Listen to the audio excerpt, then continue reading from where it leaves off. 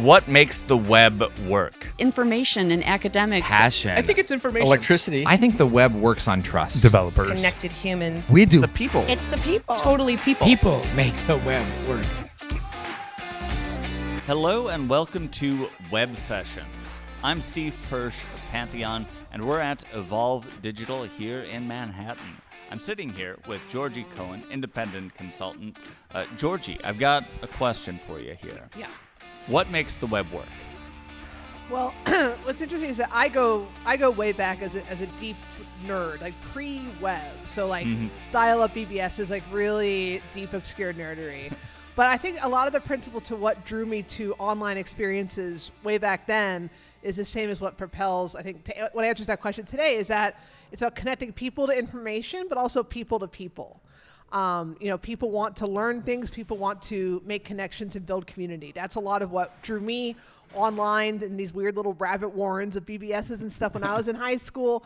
And that's what drives a lot of my work today as a digital strategist. I work a lot with colleges and universities, and you have organizations looking to obviously, inform. You have people who have questions, but really, ultimately people are also looking for community and looking to connect. So I think what makes the web work is when you can effectively create experiences that are going to inform, but also connect.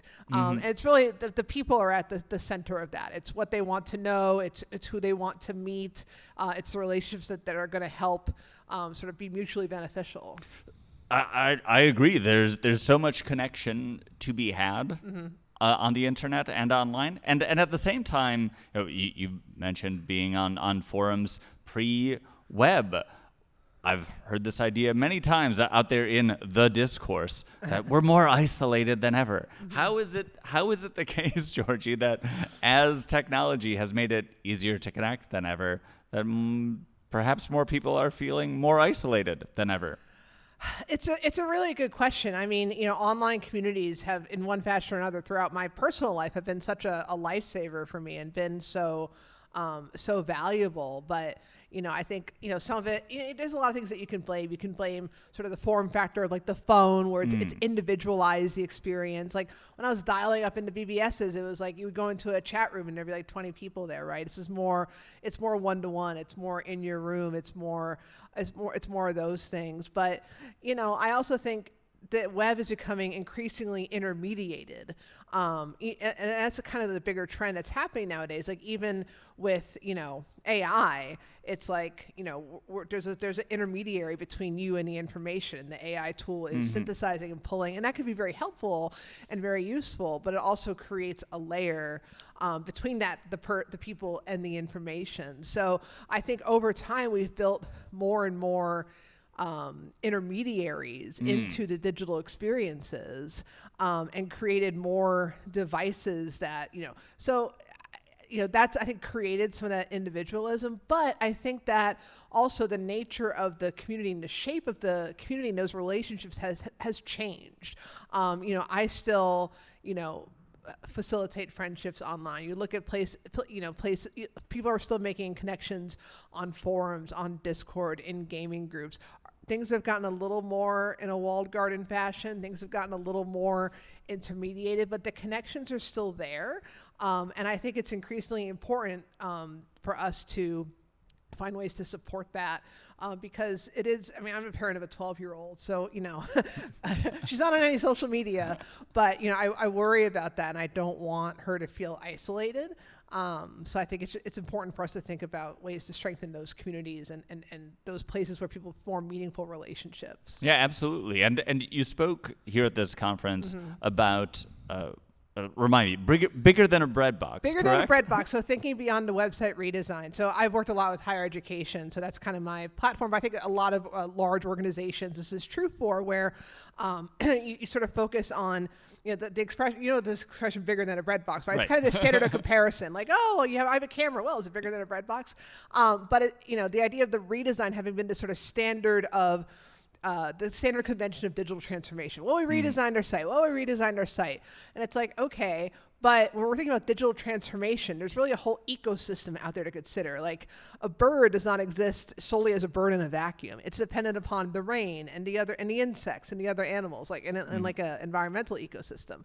So same with like a website and the other microsites and these publishing platforms and these tools and these third-party apps and these databases.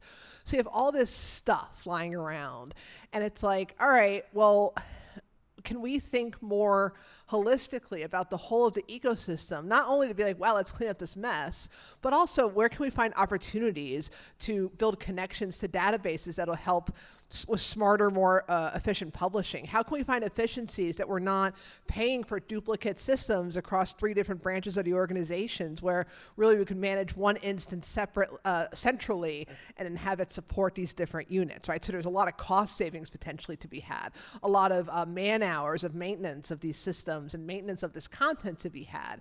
So, what I'm trying to get people to think about is to get off kind of the redesign wheel, the hamster wheel, and think more, okay, yeah, it's a big, messy problem if we're thinking broadly about all these systems, but that's the only way that we're really going to see the opportunities to become more efficient and ultimately become more effective and just streamline things for the organization. And that hamster wheel, for my own experience, having been the hamster on that wheel, spending years of my career taking sites that were built in one version of Drupal and upgrading them to the next version of Drupal, that wasn't a terribly connected way of working. Right. I was not connected to the presently live website. I as the developer, or one of the developers working on the new website, I wasn't that connected to the people who are supposedly going to use the new website. And that, to me, was one of the signs that wasn't a good way of working. If the people aren't connected while they're working on it, they may not be connected once it's live. And this kind of plays into what we were just talking about centering it around the people. So one of the things I was talking about in my presentation was, we're thinking about this like landscape of all these like things and channels and platforms and tools. Well, think about the customer journey, right? Like that gives you a really good template for thinking about, well, okay, if a prospective student or whoever, a customer, we did some research and they're going to go here, then they want to answer this question, then they want this.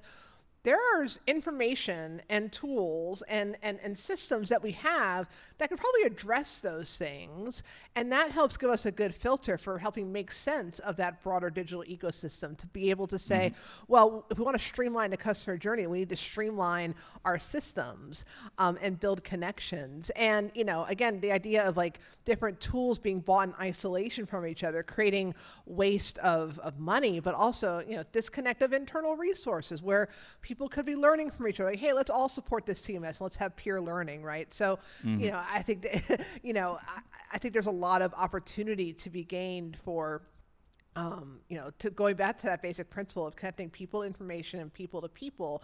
And if we really center our thinking about the web and more broadly our digital ecosystem around that kind of very simplistic idea, it actually becomes, I think, a very helpful kind of filter for, really stripping down like the essential, like, well, are we connecting people? Are we getting people information? No. Okay. We need to do better, right? It becomes a helpful rubric, I think. All right. Well, Georgie, let's end it with this connection. Can I get a high five from you? Yes. All right. Yes. Good high five. Thanks so much, Georgie. I'll see you on the internet, everybody.